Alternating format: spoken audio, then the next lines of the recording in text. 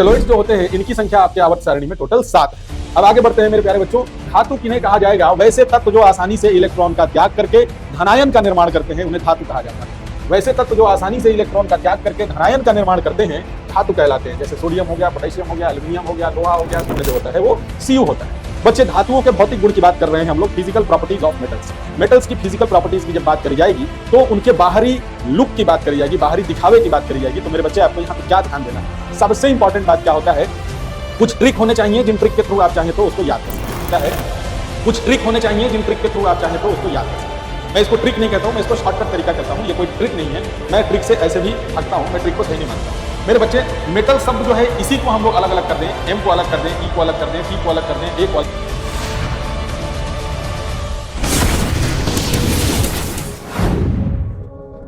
जय हिंद साथियों, कैसे हैं आप लोग? उम्मीद करते हैं आप लोग स्वस्थ होंगे, मस्त होंगे और अपनी तैयारी एकदम जबरदस्त तरीके से कर रहे होंगे। मेरे प्यारे बच्चों, आज हम लोग जो चैप्टर स्टार्ट करने वाले हैं, वन शॉट में एक ही वीडियो के अंदर और एक ही घंटे के अंदर पूरे के पूरे चैप्टर के ऊपर आपका फुल कमांड हो जाएगा। तो हम लोग आज जो चैप्टर शुरू करने वाले हैं रसायन विज्ञान का, धातु और अधातु, जिसको हम मेटल और नॉन मेटल के नाम से जानते हैं, metal and non metal chapter को हम लोग शुरू करने वाले हैं। सबसे कम फी में सबसे बेहतर क्वालिटी के साथ अगर आपको कोई एजुकेशन दे रहा है तो आज के समय में योद्धा एकेडमी दे रहा है। इसलिए मेरे साथियों, अगर आपको गहरी जानकारी चाहिए, गहरा नॉलेज चाहिए, डीप कंसेप्ट के साथ अगर आप पढ़ना चाहते हैं और अपने फ्यूचर को सिक्योर करना चाहते हैं, अपने रिजल्ट को सिक्योर करना चाहते हैं, तो आपको योद्धा एकेडमी एप्लीकेशन को डाउनलोड करना चाहिए और उसके साथ जुड़ करके, हमारे साथ जुड़ करके अपनी तैयारी को पक्की और मजबूत कर लेनी चाहिए। तो मेरे बच्चों, हम लोग आगे बढ़ते हैं। हम लोग जो चैप्टर स्टार्ट करने वाले हैं धातु और अधातु, कक्षा 10th का है और वन शॉट में हम लोग इस पूरे के पूरे चैप्टर को कंप्लीट करेंगे। मैं हूं रजनीकांत सर और आपको पढ़ाने जा रहा हूं रसायन विज्ञान का metal and non metal chapter. तो मेरे बच्चे, हम लोग शुरू करने जा रहे हैं। सबसे पहले आप देखिए, आवर्त सारणी के हिसाब से अगर देखा जाए तो कुल तत्वों की, अभी तक की ज्ञात तत्वों की संख्या जो हमें मालूम चली है वो कितनी है जी? टोटल तत्व जो अभी तक पहचान में आ चुके हैं वो हमारे आवर्त सारणी में रखे गए हैं। आवर्त सारणी जो है एक प्रकार का टेबल होता है और इसी टेबल में सभी तत्वों को रखा जाता है। इनका अरेंजमेंट किया गया है, इनको रखने की एक व्यवस्था है। तो मेरे बच्चों, आवर्त सारणी जिसे पीरियोडिक टेबल कहा जाता है, इसमें कुल तत्वों की संख्या जो है वो कितनी है? 118। कुल तत्वों की संख्या कितनी है? 118 है। तो मेरे बच्चे, अब आगे की तरफ हम लोग बढ़ेंगे और एक एक चीज को ध्यान देते चलेंगे। कुल तत्वों की संख्या जो है वो कितनी है? 118। आवर्त सारणी के सभी तत्वों को धातुओं और अधातुओं में वर्गीकृत करने वाले वैज्ञानिक का नाम क्या था? आपसे एग्जाम में पूछा जा सकता है। तो मेरे बच्चे, आपको इस बात को ध्यान रखना चाहिए। इनका नाम था लेवोजियर। इनका नाम था लेवोजियर। इन्हें रसायन विज्ञान का जनक भी कहा जाता है। ये भी आपके एग्जाम में पूछा जा सकता है। आगे देखेंगे, कुल धातुओं की संख्या, जिन्हें मेटल्स कहा जाता है, कुल धातुओं की संख्या आवर्त सारणी में 91 है, 91। और कुल अधातुओं की संख्या, जिन्हें नॉन मेटल्स कहा जाता है, इनकी संख्या 20 है आपके आवर्त सारणी में। इनके अलावा भी कुछ जो है, कुछ उपधातुएं होती हैं। उपधातुओं का मतलब हो गया मेटलॉइड्स से। तो मेटलॉइड्स जो होते हैं इनकी संख्या आपके आवर्त सारणी में टोटल 7 है। अब आगे बढ़ते हैं मेरे प्यारे बच्चों। धातु किन्हें कहा जाएगा? वैसे तत्व जो आसानी से इलेक्ट्रॉन का त्याग करके धनायन का निर्माण करते हैं उन्हें धातु कहा जाता है। वैसे तत्व जो आसानी से इलेक्ट्रॉन का त्याग करके धनायन का निर्माण करते हैं धातु कहलाते हैं। जैसे सोडियम हो गया, पोटेशियम हो गया, एल्यूमिनियम हो गया, लोहा हो गया, सोना हो गया, चांदी हो गया, तांबा हो गया इत्यादि। अगर हम इनके सिंबल्स की बात करें तो सोडियम का सिंबल Na होता है, पोटेशियम का सिंबल K होता है, एल्यूमिनियम का सिंबल Al होता है, लोहा का सिंबल Fe होता है, सोना का सिंबल Au होता है, चांदी का सिंबल Ag होता है और आपके तांबा का सिंबल जो होता है, प्रतीक जो होता है, प्रतीक चिन्ह जो होता है वो Cu होता है। बच्चे, धातुओं के भौतिक गुण की बात कर रहे हैं हम लोग, physical properties of metals. Metals की फिजिकल प्रॉपर्टीज की जब बात करी जाएगी तो उनके बाहरी लुक की बात करी जाएगी, बाहरी दिखावे की बात करी जाएगी। तो मेरे बच्चे, आपको यहाँ पे क्या ध्यान देना है? सबसे इंपॉर्टेंट बात क्या होता है, कुछ ट्रिक होने चाहिए जिन ट्रिक के थ्रू आप चाहें तो उसको याद कर सकते हैं। मैं इसको ट्रिक नहीं कहता हूं, मैं इसको शॉर्टकट तरीका कहता हूं। ये कोई ट्रिक नहीं है, मैं ट्रिक से ऐसे भी भागता हूं, मैं ट्रिक को सही नहीं मानता।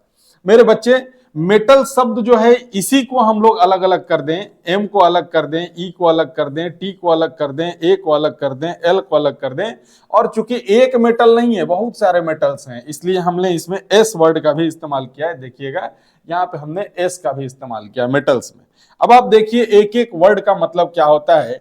एम का मतलब होता है मेलिएबिलिटी, मेलिएबिलिटी का मतलब होता है आघात वर्धनीयता। इसका मतलब यह है कि अगर आप धातुओं को पीटते हैं तो वो क्या होते हैं, उनके ऊपर आघात करने से वो फैल सकते हैं, वो लंबे हो सकते हैं, वो जो है बढ़ते हैं, तो इसी को कहते हैं आघात वर्धनीयता। दूसरी बात जो है वो ई से हम लोग कह रहे हैं इलेक्ट्रिकल कंडक्टिविटी। इलेक्ट्रिकल कंडक्टिविटी मतलब विद्युतीय चालकता की बात हो रही है। ये करंट को अपने अंदर से पास होने देते हैं। धातुओं का ये गुण है कि जब उनसे करंट पास कराया जाता है तो करंट एक टर्मिनल से, एक छोर से दूसरे छोर तक आसानी से पास करता है। ये विद्युत के चालक होते हैं। तीसरी बात है क्या, टी। टी का मतलब होता है थर्मल कंडक्टिविटी। थर्मल कंडक्टिविटी का मतलब मेरे बालक क्या हुआ, उष्मीय चालकता। ये ऊष्मा का भी चालन करते हैं, मतलब एक छोर से दूसरे छोर तक ऊष्मा को भी पहुंचाते हैं। जैसे अगर आप सस्पेन में चाय बना रहे होते हैं और जब चाय खोलने लगता है, आपका सस्पेन का डंटी जो है वो बना हुआ है मेटल का, तो वैसी स्थिति में जब आप डंटी को छूते हैं तो आपका डंटी भी धीरे धीरे गर्म हो गया होता है, जबकि डंटी जो है वो चूल्हे पर नहीं है। चाय का जो कंटेनर है, जो आपका सस्पेन का कंटेनर है, वो चूल्हे के ऊपर है, लेकिन धीरे धीरे ऊष्मा जो है उसका चालन करते करते ऊष्मा धीरे धीरे कहां तक चली आई, आपके डंटी के किनारे वाले छोर तक चली आई है। इसलिए मेरे बच्चे आपको इस बात का ध्यान रखना चाहिए कि यहां पर क्या हो रहा है। अब आप ध्यान दीजिए, इसके बाद हम कह रहे हैं क्या, A for alloy farmer. Alloy farmer का मतलब होता है, एलॉय का मतलब होता है मिश्र धातु। तो मेरे बच्चे धातुओं को, कई सारे धातुओं को अलग अलग अनुपात में मिला करके एक नए पदार्थ का निर्माण किया जाता है जिसे मिश्र धातु कहते हैं। मिश्र का मतलब होता है मिश्रित करके, मिला करके नए धातु का निर्माण करना। वो कोई यूनिक धातु, वो एक अलग प्रकार की धातु होती है, वो कोई खास स्पेशल कोई एक सिंगल धातु नहीं होती, बल्कि उसमें कई सारे धातुओं का मिश्रण होता है। मेरे बच्चे इसमें एक और लेटर है जिसका लेटर है जिसको हम लस्टरस कहते हैं, एल फॉर लस्टरस। लस्टरस का मतलब होता है क्या, चमकदार सतह। लस्टरस का मतलब होता है शाइनी सरफेस, मतलब धातुओं के जो सतह होते हैं वो कैसे होते हैं जी, शाइनी होते हैं, चमकीले होते हैं। ये खासियत है धातुओं की। एक और वर्ड इसमें एक और लेटर इसमें बच गया, जो लेटर है क्या, एस। एस का मतलब होता है सोनरस एंड सॉलिड। मेरे बच्चे सोनरस का मतलब यह होता है कि धातुएं जो होती हैं जब उनको पीटा जाता है तो वो टन टन घंटी की तरह आवाज करती हैं। इसके साथ साथ सॉलिड होने का मतलब ये कठोर होती हैं, या इनको आप ठोस भी कह सकते हैं। तो ये धातुओं के भौतिक गुण थे जिन्हें आप उनके नाम के अलग अलग लेटर्स के आधार पर याद कर सकते हैं। अब बात करते हैं क्या मेरे बच्चे, धातुओं के रासायनिक गुण की बात होगी तो धातुओं में जो केमिकल प्रॉपर्टीज होती है उसकी बात करेंगे। धातुओं में जो पहला केमिकल प्रॉपर्टी होता है वो कौन सा होता है भैया, तो धातु जो होते हैं वो विद्युतीय धनात्मक होते हैं। विद्युतीय धनात्मक होने का मतलब धातु जो होते हैं वो पॉजिटिव आयंस क्रिएट करते हैं, अपने ऊपर इलेक्ट्रॉन को खो करके धनात्मक आयन बनाने की क्षमता रखते हैं। दूसरी बात कहें, धातुएं जो होती हैं वो ऑक्सीजन के साथ अभिक्रिया करके धात्विक ऑक्साइड का निर्माण करती हैं। जैसे देखिए यहाँ पर पोटेशियम जो है वो ऑक्सीजन के साथ अभिक्रिया करके K2O पोटेशियम ऑक्साइड का निर्माण करता है। और ये पोटेशियम ऑक्साइड, इसकी खासियत क्या होती है, जो धात्विक ऑक्साइड होते हैं, जो धात्विक ऑक्साइड होते हैं ये क्षारीय नेचर के होते हैं। कैसे होते हैं जी, क्षारीय नेचर के होते हैं। ऑक्साइड जो होते हैं, धात्विक ऑक्साइड जो होते हैं, ये किस नेचर के होते हैं, इसकी प्रवृत्ति जो होती है वो कैसी होती है, क्षारीय प्रवृत्ति होती है। धात्विक ऑक्साइड की प्रवृत्ति क्षारीय होती है। धातुएं जो होती हैं वो क्लोरीन के साथ अभिक्रिया करके धात्विक क्लोराइड का निर्माण करते हैं। ध्यान दीजिएगा, धातु जो होते हैं वो क्लोरीन के साथ अभिक्रिया करके धात्विक क्लोराइड का भी निर्माण करते हैं। इसके साथ साथ अगर हम चौथे पॉइंट की बात करें तो धातुओं का वायु में क्या होता है जी, दहन हो सकता है। धातुओं का वायु में दहन हो सकता है। और धातुओं के ऑक्साइड किस नेचर के होते हैं, क्षारीय प्रवृत्ति के होते हैं, जो मैं अभी बता रहा था आपको। धातुएं जब जल के साथ अभिक्रिया करती हैं तो धात्विक क्षार के साथ साथ हाइड्रोजन गैस को मुक्त करती हैं। हाइड्रोजन गैस को क्या करती हैं, ये मुक्त करती हैं। तो ये 5-6 ऐसी रासायनिक प्रॉपर्टीज हैं, रासायनिक गुण हैं धातुओं के, जो आपको याद रखने चाहिए, आपके एग्जामिनेशन में पूछा जाता है। वन शॉट में इसको हम लोग कंप्लीट कर रहे हैं, ध्यान रखेंगे आप लोग, इसलिए लगातार बने रहेंगे। देखिए, मैंने लास्ट वाला आपको कहा था कि धातुएं जब जल के साथ अभिक्रिया करती हैं तो धात्विक क्षार के साथ हाइड्रोजन गैस को मुक्त करती हैं। इसको मैंने इस रासायनिक समीकरण के द्वारा दर्शाने का प्रयास किया है। देखिए, सोडियम धातु जब जल के साथ अभिक्रिया करती है तो NaOH मतलब एक क्षारीय पदार्थ का निर्माण करती है, जिसको सोडियम हाइड्रोक्साइड कहा जाता है, और इसके साथ साथ ये क्या करती है, हाइड्रोजन गैस को मुक्त करता है धातु। उसके साथ देखिए कैल्शियम है, ये जब जल के साथ अभिक्रिया करेगा तो कैल्शियम हाइड्रोक्साइड का निर्माण करेगा और साथ ही साथ हाइड्रोजन गैस को मुक्त भी करता है। तो मेरे बच्चे, ये रिएक्शन के थ्रू भी मैं आपको समझाने का प्रयास कर रहा हूं। अगर आप इसकी गहरी जानकारी चाहते हैं, डीप नॉलेज चाहते हैं, तो आपको योद्धा एकेडमी एप्लीकेशन पे क्लास 10th के बैच को ज्वाइन करना चाहिए और वहां आपको इसकी संपूर्ण जानकारी मिलेगी। अब मेरे बच्चे बात करते हैं 7वें रासायनिक प्रॉपर्टी की, रासायनिक गुण की। तो धातुएं जब तनु अम्लों के साथ अभिक्रिया करती हैं तो धात्विक क्लोराइड के साथ साथ हाइड्रोजन गैस को मुक्त करती हैं। किसको मुक्त करती हैं जी? हाइड्रोजन गैस को मुक्त करती हैं। ये हाइड्रोजन गैस को मुक्त करती हैं, ध्यान रखेंगे, हाइड्रोजन गैस को मुक्त करती हैं। जैसे देखिए, मैग्नीशियम जब हाइड्रोक्लोरिक अम्ल के साथ अभिक्रिया करता है HCl के साथ, तो MgCl2 का तो निर्माण करता ही है, ये एक प्रकार का लवण है, और साथ ही साथ ये क्या करता है, हाइड्रोजन गैस को भी मुक्त करता है। ठीक वैसे ही आयरन जब H2SO4 के साथ रिएक्शन करता है तो FeSO4 का जो है निर्माण करता है और हाइड्रोजन गैस को मुक्त करता है। अब देखेंगे मेरे प्यारे बच्चों कि हम लोग इसमें एक नोट पॉइंट है, इस नोट पॉइंट को ध्यान से देखिएगा, क्योंकि आपको यहां एक बात समझ में आने वाली है कि धातु जब अम्ल के साथ अभिक्रिया करता है तो क्या होता है। जब धातु अम्ल के साथ अभिक्रिया कर रहा होता है उस समय यह धातु क्या करता है, इस अम्ल में से हाइड्रोजन को विस्थापित करने का प्रयास करता है। देखिए, यह एक विस्थापन अभिक्रिया है, इसलिए इस अभिक्रिया में वही धातु अभिक्रिया कर पाते हैं जो सक्रियता श्रेणी में हाइड्रोजन से अधिक सक्रिय हो। जो हाइड्रोजन से अधिक सक्रिय होगा वही हाइड्रोजन को बाहर निकाल पाएगा, वही उसका विस्थापन करा पाएगा। इसलिए वही धातु इसमें अभिक्रिया कर पाते हैं जो हाइड्रोजन से ज्यादा सक्रिय होते हैं on the basis of chemical reactivity series के आधार पर, सक्रियता श्रेणी के आधार पर जो धातु हाइड्रोजन से अधिक सक्रिय होंगे वही इस तरह से जो है अम्ल के साथ अभिक्रिया कर पाएंगे। वही धातु जो होंगे वो अम्ल के साथ अभिक्रिया कर पाएंगे, और वो भी अम्ल कैसे होने चाहिए, तनु अम्ल होने चाहिए। कैसे अम्ल होने चाहिए जी? तनु अम्ल होने चाहिए। इसका कारण क्या है? क्योंकि इसमें जो अभिक्रिया होती है वो हाइड्रोजन के विस्थापन के लिए अभिक्रिया होती है, इसमें हाइड्रोजन का ही विस्थापन होता है। इसलिए हम कह रहे हैं कि सक्रियता श्रेणी में हाइड्रोजन से अधिक सक्रिय होने वाले जो अधिक सक्रिय धातु जो होंगे वही तनु अम्लों के साथ अभिक्रिया कर पाते हैं, सबके सब नहीं कर पाते। अब आगे देखते हैं मेरे बच्चे, अधातुओं के बारे में बात करेंगे जिनको हम नॉन मेटल कहते हैं। वैसे तत्व जो इलेक्ट्रॉन को ग्रहण करके ऋणावेशित आयनों का निर्माण करते हैं उनको हम अधातु कहते हैं। Those type of elements which accept the electron and make anions, जो एनायन का निर्माण करेंगे उन्हीं को हम नॉन मेटल कहेंगे। अब देखिए, जैसे एग्जाम्पल के तौर पर ऑक्सीजन जो है ये अधातु है, क्योंकि ऑक्सीजन से क्या बनता है जी, ऑक्साइड का निर्माण होता है, O-2 बनता है। क्लोरीन जो होता है वो क्लोराइड बनाता है, Cl-। नाइट्रोजन जो होता है वो नाइट्राइड बनाता है, N-3। सल्फर जो होता है वो सल्फाइड बनाता है, S-2। फास्फोरस जो होता है वो भी इसी तरह से माइनस आयन का निर्माण करता है। आयोडीन जो है ये भी करता है I- का निर्माण, इत्यादि इत्यादि। अगर अधातुओं के भौतिक गुण की बात किया जाए, फिजिकल प्रॉपर्टी की बात करी जाए कि उसका देखने में बाहर से लुक कैसा होता है अधातुओं का, तो मेरे बच्चे अधातुओं का जो लुक होता है वो अगर उसके देखने की बात करें बाहर से तो वो उदासीन दिखाई देते हैं, मतलब उनका लुक जो होता है वो डल होता है। डल होने का मतलब भद्दा लुक होता है।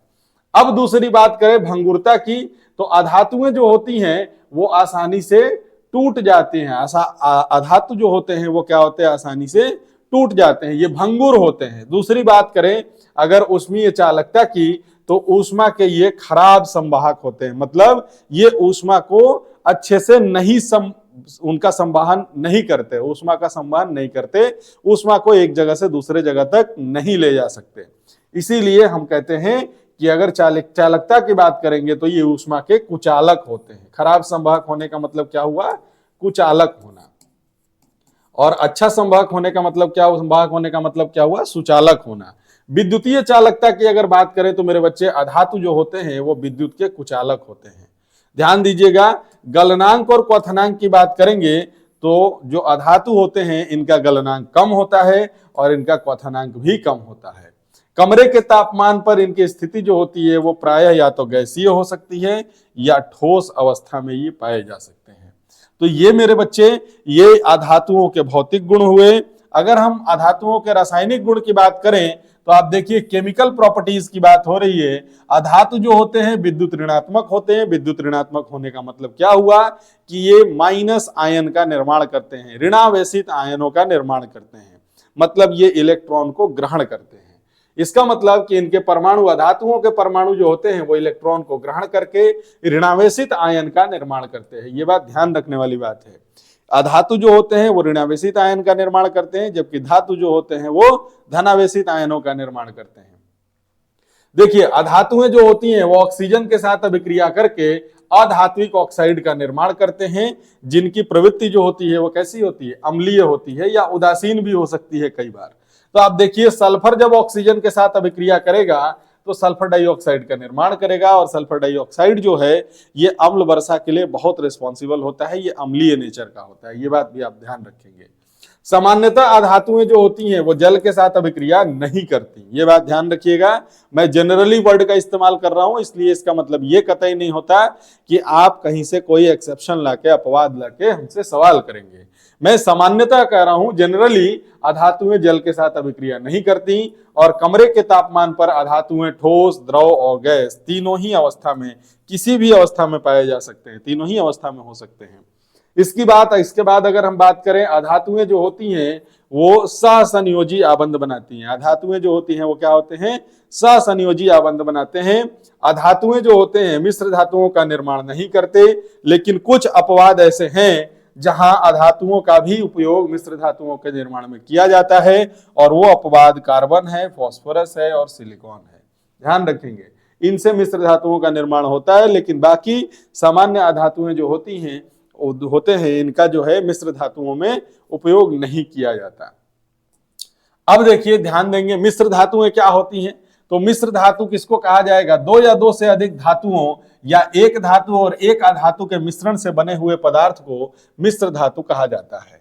मतलब मिक्स करके बनाया जाता है, इनका एक रेशियो होता है, इनका एक अनुपात होता है, उसी अनुपात में इन मिश्र धातुओं को बनाया जाता है। जैसे कांसा जो होता है, जिसको आप कांस कहते हैं, कांस जो होता है इसमें तांबे और टीन का एक मिश्र धातु होता है, जिसका उपयोग सिक्का बनाने के लिए भी किया जा सकता है।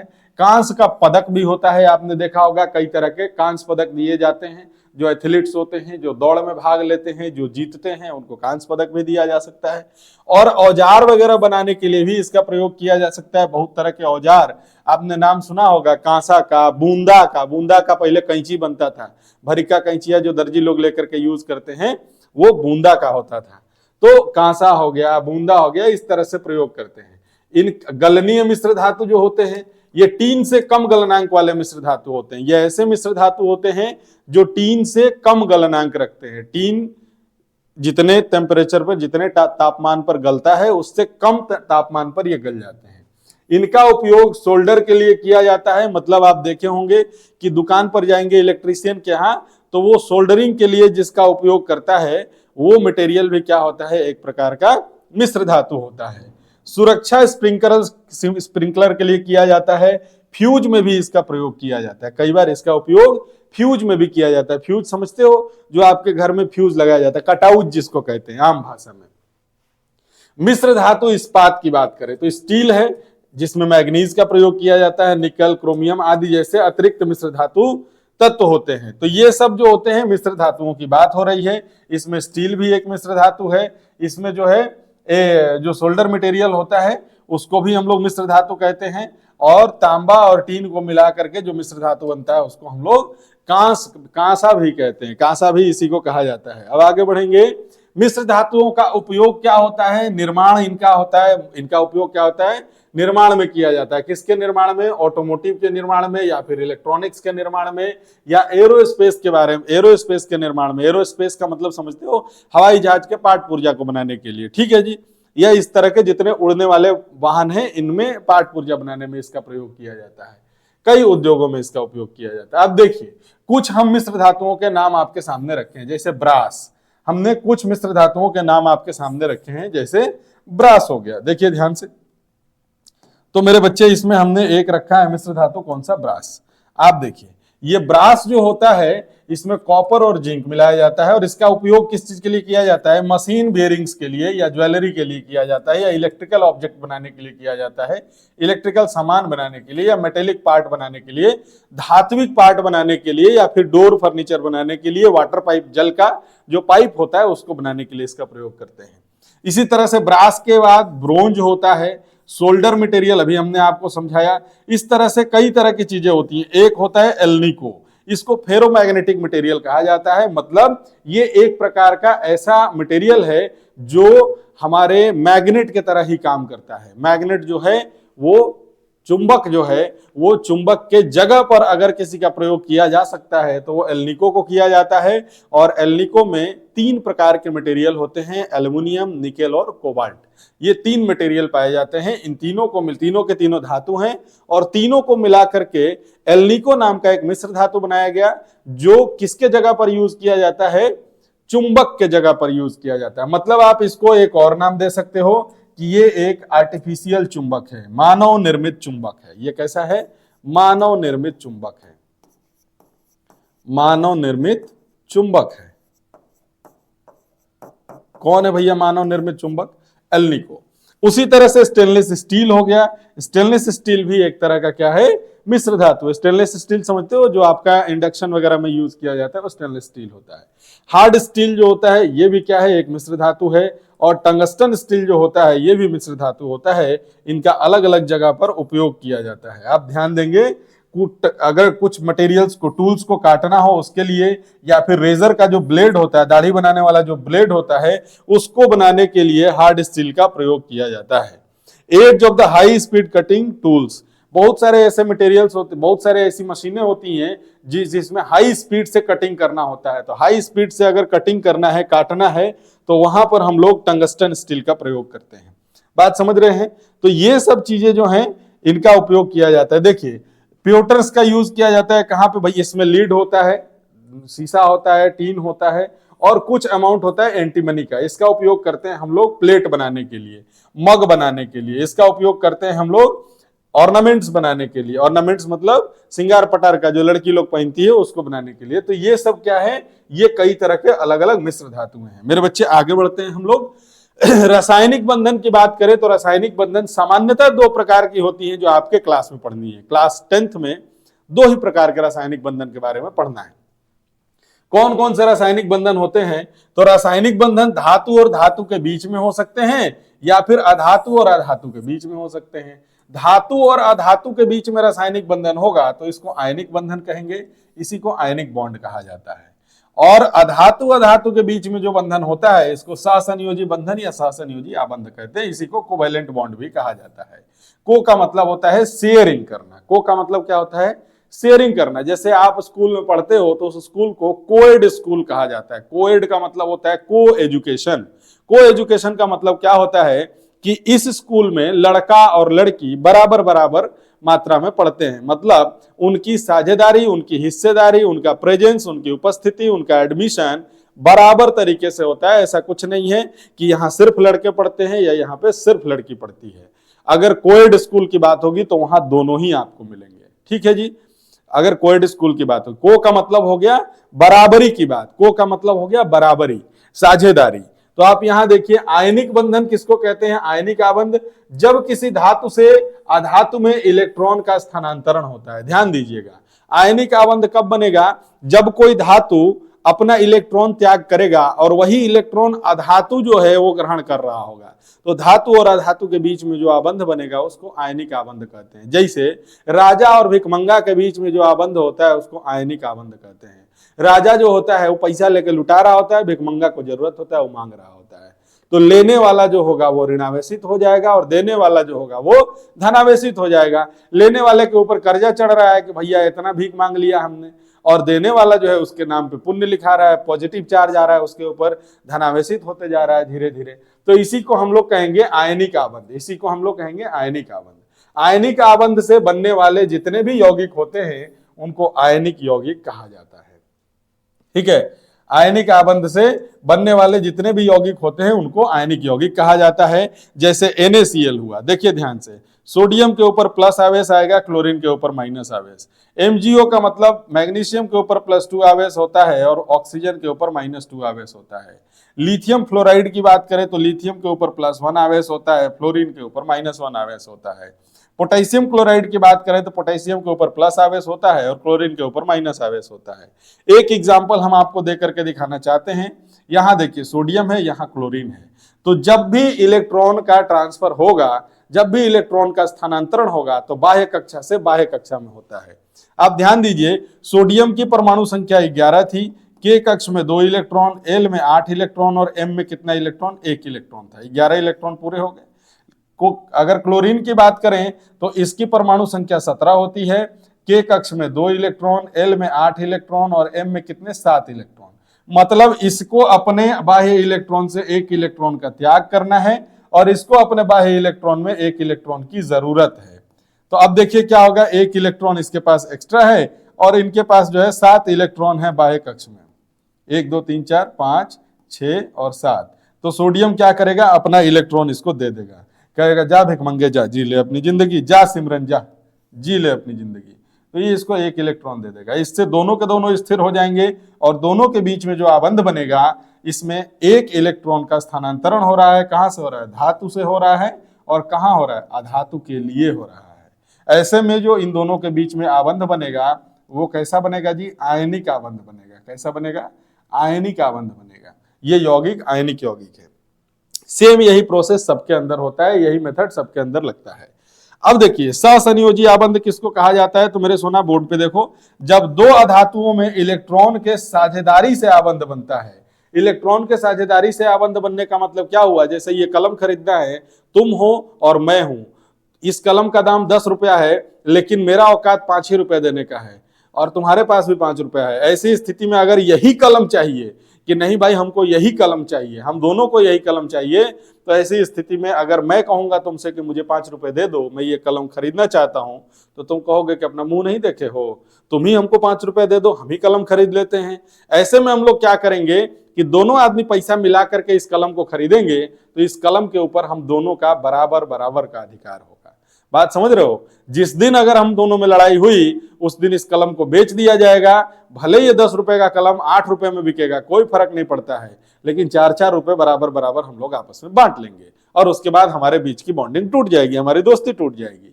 तो दोस्ती किस कारण से हुई, क्योंकि हमने ये कलम खरीद लिया, इसीलिए हम लोगों के बीच में दोस्ती है। ये कलम ही हमारे दोस्ती का कारण है, मतलब इसी को हम आबंध कह रहे हैं। और किस तरह का आबंध, सहसंयोजी आबंध। 2 अधातुओं के बीच में, मतलब इलेक्ट्रॉन को ग्रहण करने वालों के बीच में, 2 इलेक्ट्रॉन ग्रहण करने वाले तत्वों के बीच में जब इलेक्ट्रॉन की साझेदारी होती है तो उससे बने हुए आबंध को हम लोग क्या कहेंगे, सहसंयोजी आबंध कह देंगे। और इस आबंध से बने हुए जितने यौगिक होते हैं उनको सहसंयोजी यौगिक कहा जाता है। जैसे सहसंयोजी यौगिक किसको आप कहिएगा, जैसे मान लीजिए ऑक्सीजन का जो अणु है इसको आप सहसंयोजी यौगिक कह सकते हैं। Cl2 जो है इसको आप सहसंयोजी यौगिक कह सकते हैं। N2 को आप सहसंयोजी यौगिक कह सकते हैं। आप मीथेन जो होता है CH4 इसको आप सहसंयोजी यौगिक कह सकते हैं। क्यों कह सकते हैं भैया, तो CH4 में क्या होता है, 1 कार्बन होता है और 4 हाइड्रोजन होते हैं इसके चारों तरफ, नहीं 4 हाइड्रोजन होते हैं इसके चारों तरफ। कार्बन के पास 4 इलेक्ट्रॉन रहता है बाह्य कक्ष में और सारे हाइड्रोजन के पास 1-1 इलेक्ट्रॉन रहता है। तो सभी इलेक्ट्रॉन क्या करते हैं, हाइड्रोजन जो होता है वो अपने आप को स्थिर करने के लिए 2 इलेक्ट्रॉन ले लेता है, ये हाइड्रोजन भी 2 इलेक्ट्रॉन मांग लेता है, ये भी मांग लेता है और ये भी मांग लेता है।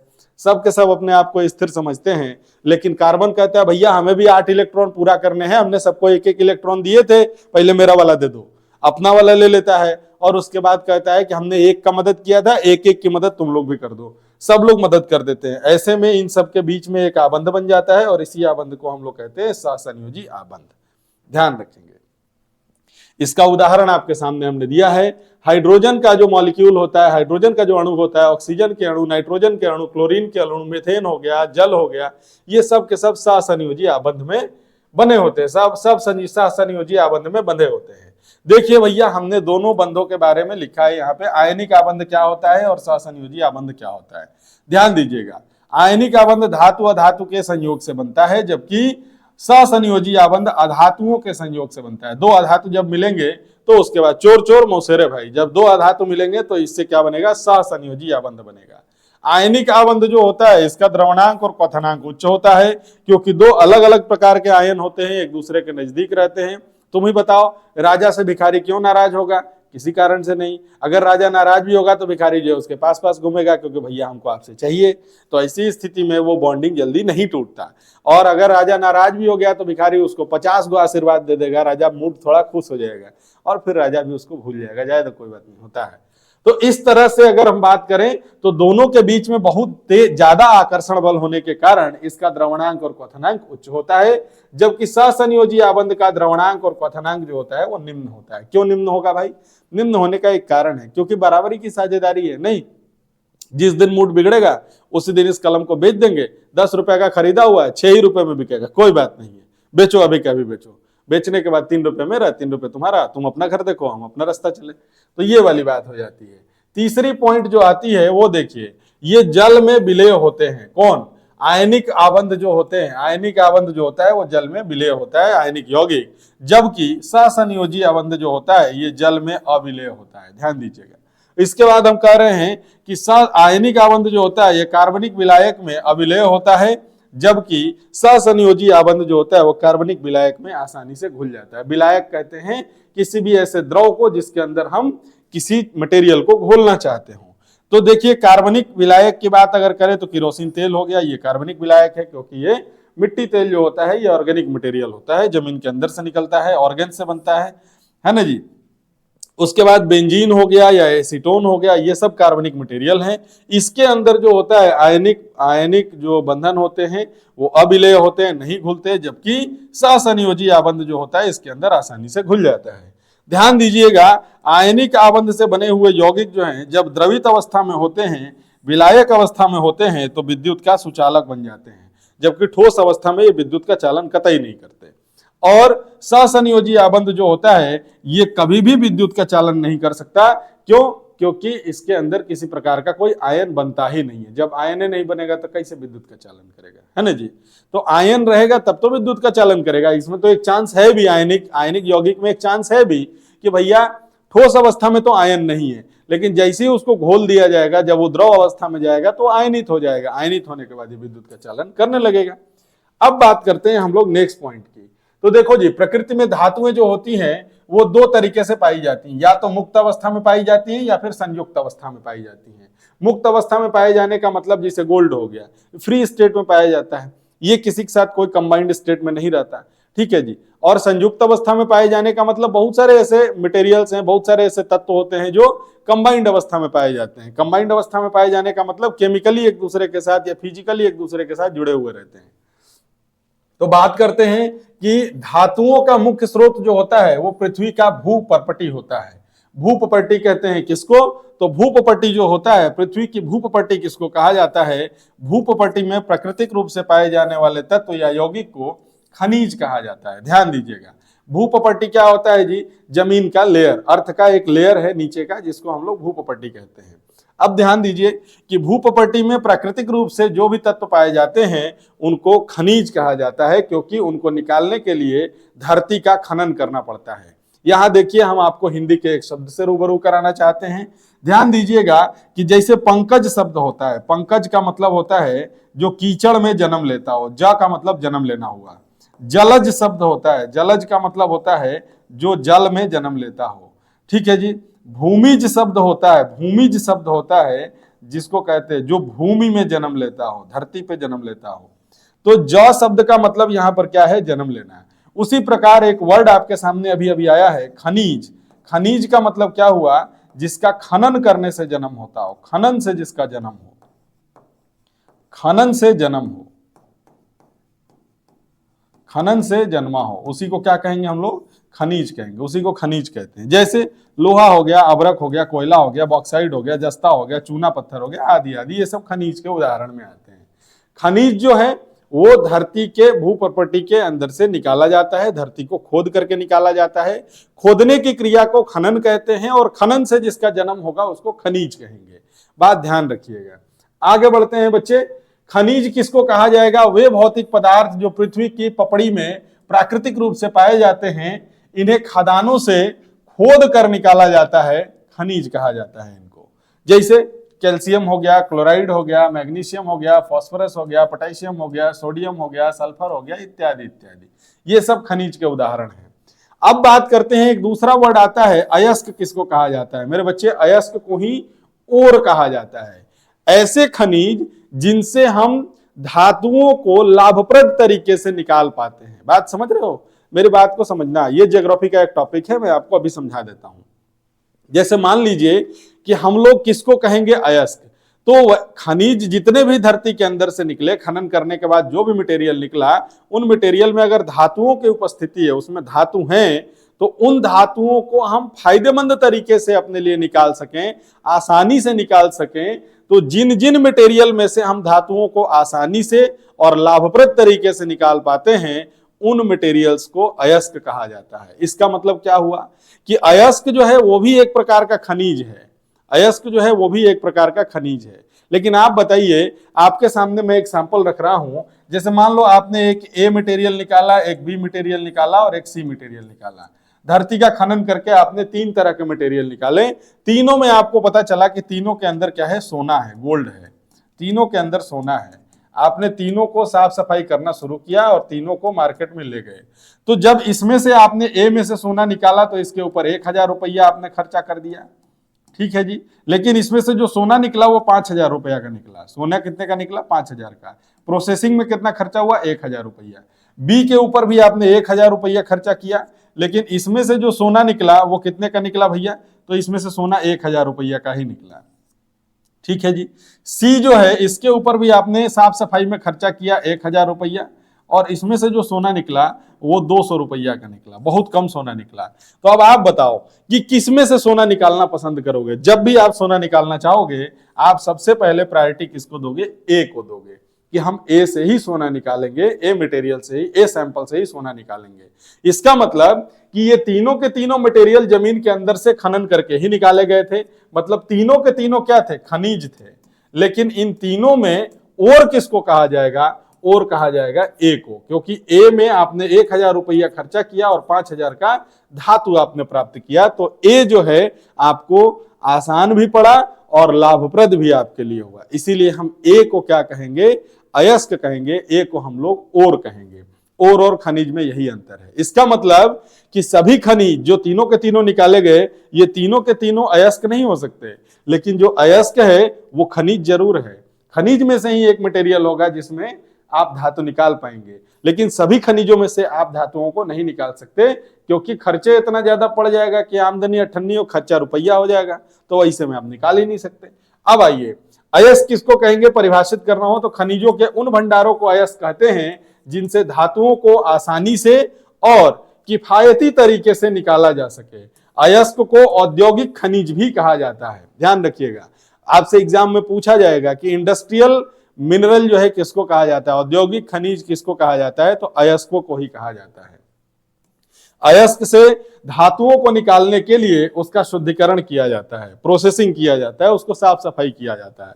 ध्यान रखेंगे, अयस्क वे खनिज होते हैं, एक लाइन में आपको समझना हो तो आप क्या समझेंगे, अयस्क वे खनिज होते हैं जिनमें किसी धातु या महत्वपूर्ण तत्व की पर्याप्त मात्रा होती है, बहुत ज्यादा मात्रा होती है, जितनी हमको चाहिए उससे भी अधिक मात्रा होती है, उसी को हम क्या कहेंगे, अयस्क कहेंगे। अदरवाइज उसको सिर्फ खनिज कहेंगे, अयस्क नहीं कहेंगे। अगर उसमें धातु की पर्याप्त मात्रा नहीं है तो खनिज तो है, क्योंकि खनन से ही उसका जन्म हुआ है, लेकिन वो अयस्क नहीं है, क्योंकि उसमें धातु जो है वो ज्यादा मात्रा में नहीं है, या फिर उससे फायदा नहीं होने वाला है। धातु निकलेगा, 1000, 2000, 5000, 1 लाख, 2 लाख रुपया खर्चा कर देंगे प्रोसेसिंग में, धातु निकलेगा 10,000 रुपया का, तो काहे लिए उससे हम 5 लाख रुपया खर्चा करके 10,000 का धातु काहे निकालेंगे? इसीलिए उसको हम लोग खाली खनिज रहने देंगे। आगे बढ़ते हैं। जैसे सल्फाइड अयस्क है, ऑक्साइड अयस्क है, कार्बोनेट अयस्क है, ये 3 प्रकार के अयस्क आपके क्लास में पढ़ने हैं। ध्यान दीजिएगा, एक नोट पॉइंट हमने यहाँ पर लिख भी दिया है कि सभी अयस्क खनिज होते हैं, लेकिन सभी खनिज जो होते हैं वो अयस्क नहीं हो सकते। ये पॉइंट एकदम ध्यान देने वाली बात है, ये एग्जाम में रिपीट करता है, बार बार पूछता है। अयस्कों के प्रकार की अगर हम बात करें तो सल्फाइड अयस्क हो सकता है, सल्फाइड अयस्क जो होगा S-2 का आयन बनाएगा, ऑक्साइड अयस्क जो होगा O-2 का बनाएगा, और कार्बोनेट अयस्क जो होगा वो CO3-2 का बनाएगा। ये इसका रेडिकल है, ऑक्साइड का रेडिकल O-2 होता है, सल्फाइड का रेडिकल S-2 होता है। तो ये तीनों के तीनों अलग अलग प्रकार के अयस्क हैं। अब देखो मेरे बच्चे, आगे बढ़ते हैं। अयस्कों से धातु कर्म किसको कहा जाता है? एक वर्ड आया, तो भैया अयस्कों से धातु को निकालने के लिए जो जो कर्म किया जाता है सबको धातु कर्म कहा जाता है।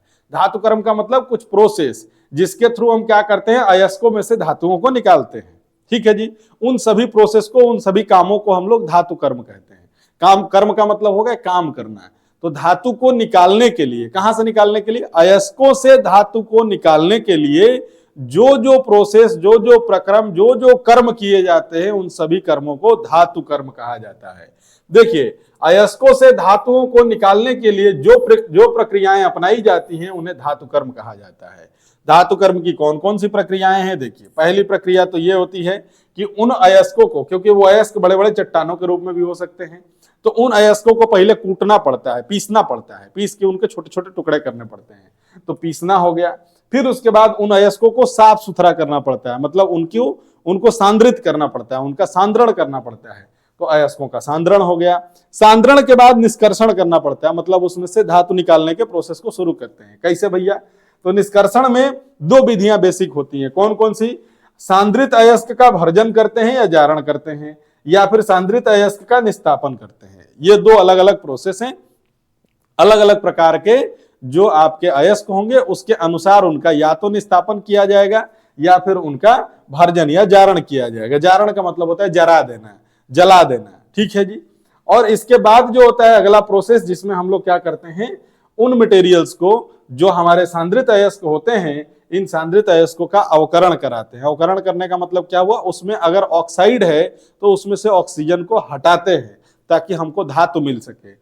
और जब धातु मिल जाता है तो वो धातु भी प्योर नहीं रहता, वो धातु भी प्यूरिफाइड नहीं रहता, वो धातु भी शुद्ध नहीं रहता। फिर उसका शुद्धिकरण करते हैं और अशुद्ध धातु का शोधन करते हैं, मतलब उसका प्यूरिफिकेशन करते हैं। तो ये कुल 4 स्टेप होते हैं मेरे बच्चे। तीसरे स्टेप में 2 अलग अलग स्टेप बढ़ जाते हैं और एक अवकरण का स्टेप बढ़ जाता है। ये कुल मिला के 4 से 5 स्टेप होते हैं। ध्यान दीजिएगा, एक एक स्टेप को मैं समझाता हूं। अयस्कों में उपस्थित अशुद्धियों को ही क्या कहा जाता है? गैंग कहा जाता है। क्योंकि अयस्क जो होंगे वो खनिज में से, खनिज पदार्थ के रूप में निकलेंगे बाहर, खनन से निकलेंगे, खदानों से निकलेंगे, तो उसमें गंदगी होगी ही होगी। उन्हीं गंदगी को हम लोग क्या कहते हैं? गैंग कहते हैं, या उन्हीं को एक और नाम दिया जाता है, उसको मैट्रिक्स भी कहा जाता है। इसी को मैट्रिक्स भी कहा जाता है, मैट्रिक्स, इसी को मैट्रिक्स भी कहा जाता है। ध्यान दीजिएगा, गैंग को ही मैट्रिक्स भी कहा जाता है। अयस्कों के सांद्रण के लिए कौन कौन सी विधियां यूज करी जाती है? तोड़ने फोड़ने के लिए तो कोई बातें नहीं है भैया, अगर उसको पीसना है, कूटना है तो आराम से कूट लेंगे, उसके लिए कोई दिक्कत नहीं है। अब बात आती है उसके सांद्रता की। तो अयस्कों के सांद्रण के लिए कौन कौन सी विधियां अपनाई जाती हैं वो आप देखिए। तो हाथों से चुना जा सकता है, चुन करके भी उसको सांद्रित किया जा सकता है, मतलब अगर चुनने लायक है तो उसको चुन करके साफ कर दिया जाएगा। जो अशुद्धियां बड़े आकार की होती हैं उन्हें हाथों से चुन करके अलग कर दिया जाता है। या फिर दूसरा तरीका क्या है? चलनी से चाल करके। चलनी समझते हो, जिससे आटा चालते हैं, तो चलनी से चाल करके। जिन अशुद्धियों का आकार बहुत छोटा होता है और उन्हें हाथ से चुनना संभव नहीं होता, उनको क्या करते हैं? चलनी से चाल करके अलग कर देते हैं। आटा को चलनी से चालते हो तो उसमें आटा अलग हो जाता है और उसमें जो भूसी होता है वो अलग हो जाता है, जिसको हम लोग एक और नाम देते हैं, क्या कहते हैं उसको? चोकर कहते हैं, उसको कहते हैं चोकर। तो आटा में से चोकर को अलग करने के लिए क्या करते हैं? जो छिलका होता है, गेहूं का छिलका, मोटा मोटा जो हिस्सा होता है उसको अलग करने के लिए छलनी से चाल देते हैं। लेकिन अब अगर आपसे कोई कहे कि चोकर को आटा में से चून के निकालो तो नहीं निकाल पाइएगा, क्योंकि वो छोटा होता है, अटवे के आकार का होता है, थोड़ा सा आटा से बड़ा होता है हल्का, लेकिन आप नहीं उसको निकाल पाइएगा। वही चलनी का छेदा जो होता है वो छोटा छोटा होता है, थोड़ा सा चाल दीजिएगा, आटा नीचे गिर जाएगा और चोकर ऊपर रह जाएगा। तो चलनी से चाल करके भी आप निकाल सकते हैं। तीसरा मेथड जो होता है मेरे बच्चे, द्रव चलित विधि से या फिर गुरुत्व पृथक्करण विधि से, या इसी को हम लोग कहते हैं हाइड्रोलिक धुलाई, हाइड्रोलिक वॉशिंग का सिद्धांत यूज करके हम लोग चाहें तो इसका क्या कर सकते हैं जी, इसका सांद्रण कर सकते हैं। इस विधि का प्रयोग कब किया जाता है, द्रव चलित विधि का प्रयोग कैसे किया जाता है, कब किया जाता है, सो आप एक बार समझिए। तो हम इस तरह से सीढ़ी नुमा लेडर टाइप स्ट्रक्चर बनाते हैं, सीढ़ी नुमा स्ट्रक्चर बनाते हैं तिरछा। ऊपर में हम यहाँ पर क्या करते हैं, जो हमारा पिसा हुआ मटेरियल रहता है, जो हमारा पिसा हुआ अयस्क रहता है उसको रखते हैं और इसमें से झरझर झरझर नीचे गिराते रहते हैं और पानी का फ्लो देते हैं, जल का प्रवाह करते हैं। जल का प्रवाह थोड़ा धीमी गति से करते हैं और स्लोप के ऊपर से ये पानी इसको क्रस्ड ओर को, क्रस्ड अयस्क को, टूटे हुए अयस्क के पाउडर को क्या करता है, वो नीचे की तरफ बहा करके ले जाता है। तो जो अयस्क में दो ही तरह के मटेरियल होंगे, एक मटेरियल होगा जो भारी होगा और एक मटेरियल होगा जो हल्का होगा। तो जो हल्का मटेरियल होगा वो पानी के साथ बह करके कहाँ चला जाएगा, नीचे इस बर्तन में चला जाएगा, और जो भारी मटेरियल होगा वो सीढ़ियों के ऊपर ऐसे ही रह जाएगा। जैसे घर धोने के बाद, घर को जब हम लोग धोते हैं तो पानी को क्या करते हैं, सीढ़ी की तरफ बहा देते हैं। जब सीढ़ी की तरफ बहाइएगा तो वो ऐसा नहीं है कि सीढ़ी को धोता हुआ पानी नीचे उतर जाएगा, बल्कि घर में से धोया हुआ जितना डस्ट होता है वो भारी होता है, पानी के साथ नहीं बह पाता, तो क्या करता है, सीढ़ियों के ऊपर रह जाता है पनिया और डस्टवा, जो आपका पार्टिकल होता है, छोटा छोटा कण होता है, वो सीढ़ी के ऊपर ही रह जाता है। अब पानी जो है धीरे धीरे धीरे धीरे अपना जगह लेकर के निकल जाता है। वैसे ही क्या होगा कि जो कण जो होंगे भारी होंगे वो सीढ़ी के ऊपर ही रह जाएंगे और जो हल्के कण होंगे वो नीचे कंटेनर में आकर के, बर्तन में आकर के इकट्ठे हो जाएंगे। तो कह रहे हैं कि इस विधि का प्रयोग तब किया जाता है जब अयस्क और अशुद्धियों के भार में अंतर हो, वजन में अंतर हो, मतलब छोटे बड़े कण हो उनके भार में अंतर हो। इस विधि में अयस्क का महीन चूर्ण बनाकर दाब स्थान, मतलब ढलान की ऊंचाई पर, दाब स्थान किसको कहेंगे, जहां पे ढलान का सबसे ऊंचा वाला हिस्सा हो, वहां पर रख दिया जाता है और उस पर पानी को प्रवाहित किया जाता है, जिससे अयस्क और अशुद्धियां आसानी से अलग अलग हो जाती हैं। मतलब जो भारी होगा वो सीढ़िए पर आ जाएगा, वो ढलाने पर आ जाएगा, और जो हल्का होगा वो पानी के साथ साथ बह करके नीचे बर्तन में चला जाएगा। तो दोनों अलग अलग हो गए, ये एक विधि हो गई। अब देखिए दूसरी विधि जो होती है उसको कहते हैं चुंबकीय पृथक्करण विधि। इसका प्रयोग कब किया जाएगा, अयस्क और अशुद्धि दोनों में से किसी एक के अंदर भी अगर चुंबकत्व का गुण है तो इस विधि का प्रयोग आप आसानी से कर सकते हैं। कैसे करते हैं, तो इस विधि में देखिए इस तरह से कन्वेयर बेल्ट लगाया जाता है। कन्वेयर बेल्ट का मतलब क्या हुआ, दो चक्का इसे लगा दिया गया, एक मैग्नेटिक चक्का होता है और दूसरा जो होता है नॉन मैग्नेटिक चक्का होता है। इसके ऊपर एक बेल्ट लगा दिया जाता है। पट्टा समझते हो, बेल्ट का मतलब होता है पट्टा। पट्टा का मतलब जैसे तुम खेत में जाते हो चलाने के लिए, क्या कहते हैं, हमारा पंपी सेट मशीन, जो हमारा मशीन होता है पानी चलाने वाला, उसका बोरिंग चलाने के लिए अगर हम जाते हैं तो हम लोग खेतवा में डगरा के ले जाते हैं, कौन सी, अपना ये वाला, या फिर कुट्टी काटने के लिए हम लोग क्या करते हैं, जनरेटर को चला देते हैं या इस तरह का पंपी सेट मशीन चला देते हैं और उसके ऊपर क्या करते हैं, उसके चकवा के ऊपर पट्टा चढ़ा देते हैं। उसी पट्टा को हम कह रहे हैं कन्वेयर बेल्ट। तो पटवा ऐसे घूमते रहता है। तो ध्यान दीजिएगा, इस पट्टे के ऊपर हम क्या करते हैं, पिसे हुए अयस्क को गिराते हैं और यहाँ देखो मैग्नेटिक चक्का लगा हुआ है, मैग्नेटिक रोलर लगा हुआ है। मैग्नेटिक रोलरवा से जब ऐसे पास करता है तो जो अचुंबकीय पदार्थ होता है, जो सटने लायक नहीं होता है इसके अंदर, वो क्या होता है, यहीं पे गिरने लगता है, नीचे ही गिर जाता है, वो झरझरा के गिर जाएगा इस बर्तन में। और जो सटने लायक होगा वो आगे बढ़ेगा यहाँ पे, लेकिन यहाँ आने के बाद मैग्नेटिक चकवा, इस चकवा में क्या होगा, रगड़ाएगा और रगड़ाने के बाद नीचे यहाँ गिरना शुरू करेगा। तो इस तरह से हम दोनों को अलग कर पाते हैं। इस विधि को भी देखो कैसे करते हैं।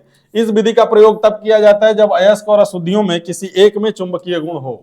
ठीक है जी। इस विधि में अयस्क के महीन चूर्ण को हॉपर में रखा जाता है, इसको हॉपर कहते हैं। इसको क्या कहा जाता है, हॉपर कहा जाता है। हॉपर में रख दिया जाता है और रख करके मोटर की सहायता से बेल्ट को घुमाया जाता है। मोटर की सहायता से इस कन्वेयर बेल्ट को क्या करते हैं, हम लोग घुमाते हैं। ठीक है जी। इससे क्या होता है कि चुंबकीय गुण वाला पदार्थ पीछे गिरने लगता है और बिना चुंबकीय गुण वाला पदार्थ जो होता है वो आगे की ओर आसानी से गिर जाता है। इस प्रकार अयस्क अशुद्धियां जो होती हैं वो आपस में एक दूसरे से अलग हो जाती हैं। ये प्रोसेस किया जाता है, इसी को चुंबकीय पृथक्करण की विधि कहते हैं। चुंबकीय विधि के द्वारा पृथक किया जाता है। पृथक करना माने अलग अलग करना। आगे आते हैं, तीसरी विधि जो होती है उसको कहते हैं फेन उत्प्लावन विधि या फेन तैरने की विधि। उत्प्लावन का मतलब होता है ऊपरे ऊपरे छलाना, ऊपरे ऊपरे छलाना, इसी को कहते हैं क्या, उत्प्लावन। तो कहते हैं फेन उत्प्लावन विधि या फेन तैरने की विधि। इसका प्रयोग तब करते हैं जब हमारे पास सल्फाइड अयस्क हो। ध्यान दीजिएगा, इस विधि का प्रयोग तब किया जाता है जब अयस्क या अशुद्धि में किसी एक का भी झाग बन सके। तो सल्फाइड अयस्क में सल्फाइड का झाग बनता है। ध्यान दीजिएगा, क्या करते हैं हम लोग, इसके लिए एक बर्तन लेते हैं और उस बर्तन के अंदर एक इस तरह का स्ट्रक्चर डालते हैं, पाइप है यहाँ पे, ध्यान देना, नीचे में ये पाइप आया हुआ है और नीचे में एक क्यूब के साइज का, एक हम क्या करते हैं आयत के आकार का, एक क्यूबाइड के आकार का एक स्ट्रक्चर जो है नीचे डाल देते हैं। इसमें छोटे छोटे छेद कर दिए जाते हैं, ठीक है जी, होल रहते हैं कि अगर इधर से हवा पास कराएं तो यहां से हवा निकले। और इसके बाद हम लोग क्या करते हैं कि इसके अंदर सल्फाइड ओर को डाल देते हैं, सल्फाइड का जो अयस्क होता है उसको डाल देते हैं। इस विधि में अयस्क के महीन चूर्ण को तारपीन के तेल, जो कि भारी तेल होता है, इसमें मिश्रित जल में वायु उच्च दाब पर प्रवाहित किया जाता है। इसमें कौन सा तेल रखा है, रखे हुए हैं तारपीन का तेल रखे हैं। किसका रखे हैं, तारपीन का तेल रखे हैं। तारपीन का तेल देखा है कभी, तारपीन का तेल और जल है, ये दो ही चीजें हैं। तो इसमें तारपीन का तेल और जल रहता है और इसके अंदर जो होता है हम अपने अयस्कों को डाल देते हैं, ये हमारे अयस्क है, अयस्कों को डाल देते हैं और ऊपर से इस पाइप में हम क्या करते हैं, उच्च दाब के साथ हवा का प्रवाह करते हैं। तो उच्च दाब के साथ जब हवा का प्रवाह करोगे तो कभी कभी मेला में जाते हो तो खरीद के लिए आते हो, क्या कहते हैं उसमें से बुलबुला फेंकता है, फूकता है अंदर से, तो बुलबुला बाहर की तरफ निकल रहा होता है। क्यों निकलता है, क्योंकि अंदर से एयर का प्रेशर जाता है तो बुलबुला बाहर निकलता है। जिसका बुलबुला बन सकता है बाहर निकलेगा। तो देखिए भैया, इसमें भी क्या होता है कि जो तुम्हारा अयस्क होता है वो क्या होता है, झाग बनाने शुरू कर देता है। जब इसमें हवा प्रेशर से फेंकोगे तो इस छेद में हवा बाहर निकलेगा और यहां पर झाग बनने शुरू होगा अयस्कों का। तो इससे क्या करोगे, छान छान के इन अयस्कों को अलग करते चले जाएंगे। इससे हमारा अयस्क जो होगा वो अशुद्धियों से अलग हो जाएगा। कह रहा है कि उच्च दाब पर प्रवाहित किया जाता है जिससे अयस्क का झाग बनने लगता है और अशुद्धि बर्तन के तली में बैठ जाती है। जब ऊपर में झाग तैरने लगेगा तो नीचे में जो उसके अंदर की अशुद्धियां होंगी, जो गैंग होगा, जो मैट्रिक्स होगा, वो बर्तन के तली में बैठ जाएगा। इससे अयस्क और अशुद्धियां दोनों अलग अलग हो जाएंगी। आगे बात करते हैं निछालन की विधि। एक विधि और होती है मेरे बच्चे, उसको कहते हैं निछालन की विधि। इस विधि का प्रयोग तब किया जाता है जब अयस्क और अशुद्धियों में विलेयता के गुण में अंतर हो। विलेयता के गुण में अंतर होने का मतलब एक ज्यादा विलेय हो, एक कम विलेय हो। मतलब ऐसा नहीं कि एक अविलेय हो, एक विलेय हो, मतलब ज्यादा विलेय हो, आसानी से घुल जाए, और एक धीरे धीरे घुले। अगर ऐसा होता है तब करते हैं, अर्थात दोनों में से एक जल में विलेय हो और दूसरा अविलेय हो, ऐसा भी कह सकते हो।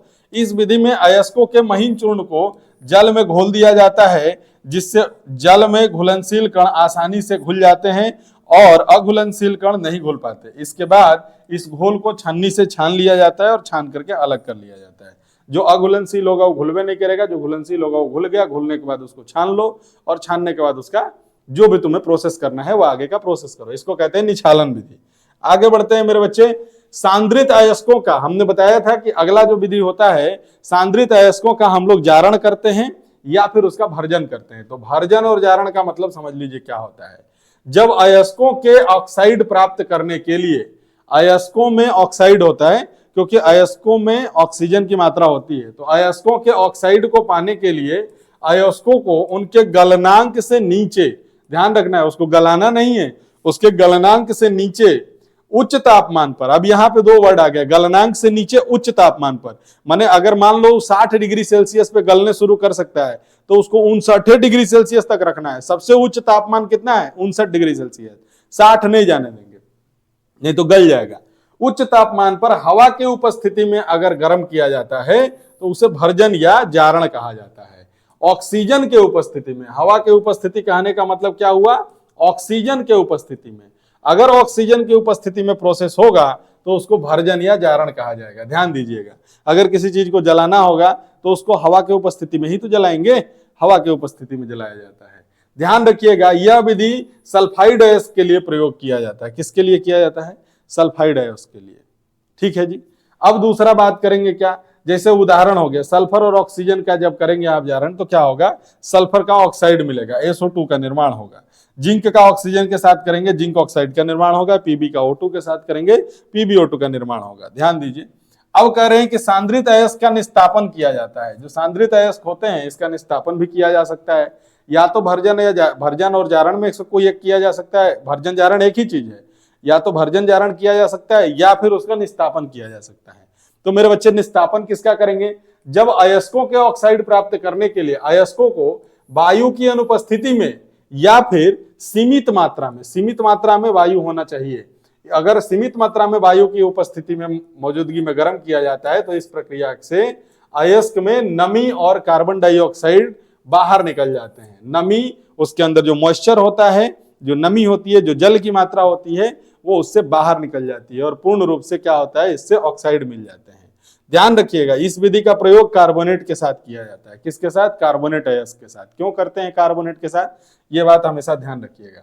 सल्फाइड जो था S-2, इसके अंदर तो ऑक्सीजन होता नहीं है। पीछे चलते हैं हम लोग। सल्फाइड जो है इसके अंदर जो है वो ऑक्सीजन तो होता नहीं है, इसीलिए इसको हम लोग क्या करते हैं, ऑक्सीजन की उपस्थिति में कराते हैं। कहां कराते हैं? ऑक्सीजन की उपस्थिति में कराते हैं। लेकिन ध्यान दीजिएगा, कार्बोनेट जो होता है इसके अंदर CO3-2 होता है। ध्यान दीजिए, इसमें CO3-2 आयन होता है। इसका मतलब कि इसमें दोनों चीजें होती हैं, CO2 भी होता है और इसके अंदर ऑक्सीजन भी होता है, दोनों चीजें होती हैं। इस वजह से ऑक्सीजन की उपस्थिति में इसको नहीं कराते, क्योंकि इसके अंदर ऑलरेडी ऑक्सीजन है, तो हम इसको ऑक्सीजन की उपस्थिति में नहीं कराएंगे। क्या करेंगे? कार्बोनेट को जब गर्म करेंगे तो ऑक्सीजन अलग होगा और कार्बन डाइऑक्साइड भी मुक्त होगा। मैंने अभी बताया आपको, ऑक्सीजन और कार्बन डाइऑक्साइड मुक्त होते हैं। जैसे जिंक कार्बोनेट को जब आप गर्म करेंगे तो इससे जिंक ऑक्साइड भी मिलेगा, मतलब ऑक्सीजन के साथ ये कंबाइंड हो गया, जिंक ऑक्साइड दे दिया, साथ ही साथ ये कार्बन डाइऑक्साइड गैस को भी मुक्त करता है। वैसे ही कैल्शियम कार्बोनेट को जब आप गर्म करते हो तो इससे कैल्शियम ऑक्साइड मिलता है और कार्बन डाइऑक्साइड को भी ये क्या करता है? मुक्त करता है। मतलब इसका जो ऑक्साइड होता है वो जाकर के धातु के साथ धात्विक ऑक्साइड का निर्माण कर देता है और इसमें से जो कार्बन डाइऑक्साइड होता है वो बाहर निकल जाता है। इसीलिए, क्योंकि इसमें ऑक्सीजन होता है, इसीलिए इसको हम लोग कार्बोनेट ओर को हम लोग हमेशा निस्तापन ही करते हैं। ऑक्सीजन की अनुपस्थिति में या फिर ऑक्सीजन की सीमित मात्रा में ही हम लोग इसका क्या करते हैं जी, इसको हीट करते हैं, गर्म करते हैं। अब देखिए, इसके बाद एक टॉपिक हमने आपको पढ़ाया था, अवकरण क्या होता है। तो बच्चे ध्यान दीजिएगा, ऑक्साइड अयस्क से ऑक्सीजन को हटाना। अवकरण का मतलब क्या होता है? ऑक्सीजन को हटाना या हाइड्रोजन को जोड़ना, यही अवकरण है। तो यहां पर तो हाइड्रोजन जोड़ने की कोई बात हो नहीं रही है, यहां पे ऑक्साइड आपको प्राप्त हो चुका है पहले। अब आपको क्या करना है, उस ऑक्साइड में से ऑक्सीजन को हटा देना है। इससे भी क्या होगा? अवकरण ही प्रोसेस होगा। तो धातु ऑक्साइड का अवकरण कराने के लिए उसमें ऐसे तत्व से प्रतिक्रिया कराना होता है जो अभिक्रियाशीलता श्रृंखला में उससे ऊपर हो। ध्यान दीजिएगा, अभिक्रिया श्रृंखला में उससे ऊपर हो, सक्रियता श्रेणी में उससे ऊपर हो। ध्यान रखिए, धातु ऑक्साइड का अवकरण कराने के कुछ तरीके हैं। जैसे कार्बन के साथ गर्म करना। अगर कार्बन के साथ गर्म करोगे तो ऑक्साइड में से ऑक्सीजन जैसे ही बाहर निकलेगा तो क्या करेगा? कार्बन डाइऑक्साइड का निर्माण कर देगा। तो कार्बन के साथ गर्म करना, जैसे जिंक हो गया, आयरन हो गया, निकेल हो गया, स्टेनलेस हो गया, पीवी लेड हो गया, जैसे धातु ऑक्साइड को कार्बन के साथ गर्म करने पर कार्बन ऑक्सीजन के साथ प्रतिक्रिया करता है और मुक्त धातु मिलती है। कार्बन जो है वो ऑक्सीजन के साथ कंबाइंड होकर के बाहर निकल जाता है और मुक्त धातु मिलती है। लेकिन अभी भी जो धातु मिली है वो धातु प्योर नहीं है, वो शुद्ध नहीं है, अभी भी वो अशुद्ध धातु है। इसके अलावा भी कुछ तरीके हैं, जैसे हाइड्रोजन की धारा में गर्म करना। हाइड्रोजन के फ्लो में इसको क्या करते हैं? हम लोग हीट करते हैं। किसको करेंगे? धातु ऑक्साइड को हाइड्रोजन की धारा में अगर हम गर्म करते हैं तो इससे भी इसका अवकरण हो जाता है। हाइड्रोजन जो है वो ऑक्सीजन के साथ प्रतिक्रिया करने लगता है और तुम्हारा धातु जो होता है वो अलग हो जाता है। हाइड्रोजन से केवल तांबा, पारा, चांदी और सोने के ऑक्साइड का ही अवकरण कराया जा सकता है। ध्यान रखेंगे, इन्हीं धातुओं के ऑक्साइड का हम लोग क्या करते हैं? हाइड्रोजन की धारा में गर्म करते हैं। एल्युमिनियम से भी अपचयन कराया जा सकता है, एल्युमिनियम से भी अवकरण कराया जा सकता है। कैसे? एल्युमिनियम ऑक्सीजन के प्रति बहुत ही आकर्षित होता है। एल्युमिनियम जो होता है वो एकदम, उसका फर्स्ट लव जो है वो ऑक्सीजन है। तो ये क्या करता है? जैसे ही ऑक्सीजन को देखता है तो कहता है कि आ गए, ओ मेरे सोना आ गए। इसलिए ऑक्सीजन जो होता है एक अच्छा अपचायक का एल्युमिनियम जो है वो अच्छा अपचायक का काम करता है। आगे देखिए, अब जो हमें मिली धातुएं, वो धातुएं जो प्राप्त हो रही हैं किससे? ऑक्साइड के अवकरण कराने से जो हमें धातुएं प्राप्त हो रही हैं, ये धातुएं भी शुद्ध धातुएं नहीं है, बल्कि इनके अंदर भी कुछ कमियां हैं। उन कमियों को हम लोग शोधन विधि के द्वारा क्या करते हैं, अलग करते हैं। मतलब उन कमियों को, उन दोषों को, उन त्रुटियों को भी हम लोग अलग करते हैं, उसको और शुद्ध करते हैं और प्यूरिफाई कर लेते हैं। कैसे करते हैं ये देखिए। तो अशुद्ध धातुओं का हम लोग क्या करेंगे, शोधन करेंगे। और इसमें कौन सी विधि का प्रयोग करेंगे, विद्युत अपघटन विधि का प्रयोग करेंगे। विद्युत अपघटन विधि का प्रयोग करेंगे, ये आपने पढ़ा होगा या फिर अभी आप पढ़ लीजिए। विद्युत अपघटन विधि में क्या होता है भैया कि एक बीकर लेते हैं, एक कंटेनर लेते हैं। इस कंटेनर में जिस धातु का हमें शोधन करना होता है उसी धातु के सल्फेट का विलयन ले लेते हैं। मतलब इसके अंदर जो ये मटेरियल बना हुआ है, जैसे मान लो तुम्हें तांबा का शोधन करना है तो तुम्हें क्या करना पड़ेगा, तांबा का ही सल्फेट लेना पड़ेगा, CuSO4 को लेना पड़ेगा। CuSO4 का ही विलयन तुम्हें लेना पड़ेगा, नहीं घोल लेना पड़ेगा, CuSO4 का घोल लेना पड़ेगा। यहां देखिए एक साइड जो कैथोड होता है इसके ऊपर हम लोग क्या कर देते हैं, पूर्ण रूप से शुद्ध तांबे का प्रयोग करते हैं, और दूसरे तरफ जो होता है इसके ऊपर हम लोग अशुद्ध तांबे का प्रयोग करेंगे। बैटरी के साथ इसका कनेक्शन करा देंगे और इसके अंदर करंट का फ्लो कराने शुरू करेंगे।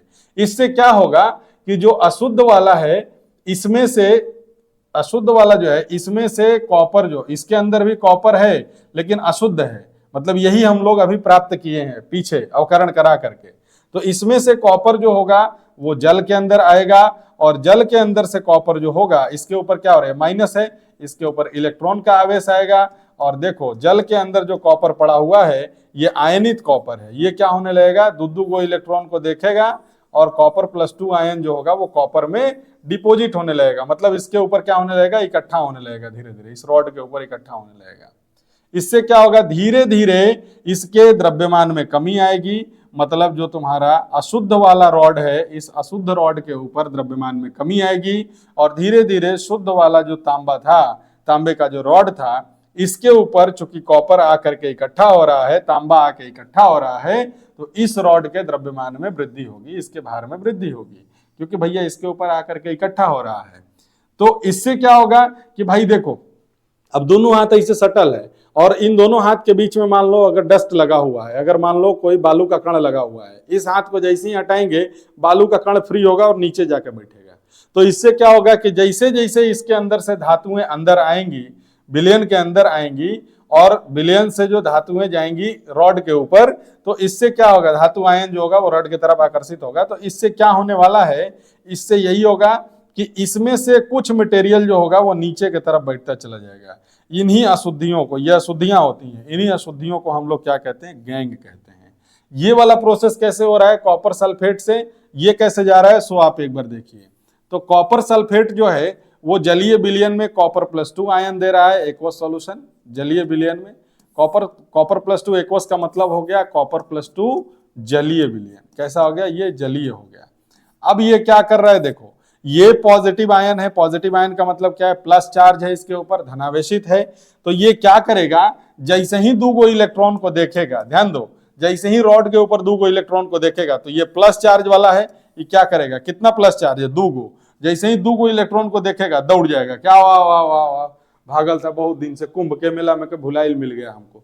तो क्यों भाग रहा है भाई, क्योंकि कॉपर जो है जब वो कॉपर +2 बनता है तो वो क्या करता है, 2 इलेक्ट्रॉन का परित्याग करके बना होता है, 2 इलेक्ट्रॉन का त्याग करके बना होता है। यही 2 इलेक्ट्रॉन जब इसको दिखाई देते हैं तो सटाक से उसके तरफ भाग जाता है। इससे क्या होने लगेगा कि ये कॉपर जो होगा 2 इलेक्ट्रॉन को लेगा, तो फिर वो कॉपर +2 थोड़ी ना रह जाएगा, दोनों इलेक्ट्रॉन ले लिया तब तो ये सॉलिड कॉपर हो गया, ये सॉलिड कॉपर हो गया ना, सॉलिड तांबा हो गया। तो ये जा करके उस रॉड के ऊपर इकट्ठा होने शुरू कर देगा। अब देखिए कह रहे हैं कि अशुद्ध धातु को एनोड और शुद्ध धातु को कैथोड के रूप में इस्तेमाल करते हैं। ध्यान दीजिएगा, अशुद्ध धातु को एनोड के रूप में हम लोग इस्तेमाल कर रहे हैं, यही तुम्हारा अशुद्ध धातु है, ये अशुद्ध है। और शुद्ध धातु को हम लोग किस तरह यूज कर रहे हैं, कैथोड की तरह इस्तेमाल कर रहे हैं। और इसका हम लोग क्या करेंगे, पूरे को हमने समझाया। धातु के लवण का विलयन वैद्युत अपघट्य का काम करेगा। जो धातु का लवण होगा, धातु लवण का जो विलयन है, मतलब कॉपर सल्फेट का जो लवण है, इसका जो विलयन बनेगा ये विद्युत अपघट्य का काम करेगा। और साथ ही साथ जब विद्युत धारा प्रवाहित की जाती है तो एनोड से शुद्ध धातु निकल करके विलयन में जाने लग जाता है। यही मैं अभी बोल रहा था कि एनोड से निकलेगा, मतलब अशुद्ध से निकलेगा, और विलयन के अंदर कॉपर जाने लगेगा। किस फॉर्म में जाएगा, कॉपर +2 के फॉर्म में। और धीरे धीरे क्या होने लगता है, बिलियन में से उतनी ही शुद्ध धातु कैथोड पर एकत्रित होने लग जाती है। कितना? जितना अशुद्ध से जाएगा बिलियन के अंदर, उतना ही बिलियन में से जाएगा किसके ऊपर? रॉड के ऊपर। तांबा। इस विधि से तांबा जो है zinc, tin, nickel, silver, gold, aluminium आदि धातुओं को शुद्ध रूप से प्राप्त किया जा सकता है। ये सब ऐसे मेथड हैं जिससे आप चाहें तो इन धातुओं को शोधन कर सकते हैं और इनका शुद्ध रूप से प्राप्ति कर सकते हैं। तो आपको कैसा लगा? आपको पूरा कंसेप्ट और ज्यादा डीपली पढ़ना है, ये तो वन शॉट में मैंने आपके पूरे चैप्टर को कंप्लीट कर दिया, लेकिन अगर आपको और ज्यादा गहराई से पढ़ना है तो मेरे बच्चे आप योद्धा एकेडमी एप्लीकेशन को डाउनलोड करिए और हमारे साथ जुड़ने का प्रयास करिए। इस बात का भरोसा रखिए कि हम आपका एग्जामिनेशन जो है वो बेस्ट कर देंगे। धन्यवाद। जय हिंद।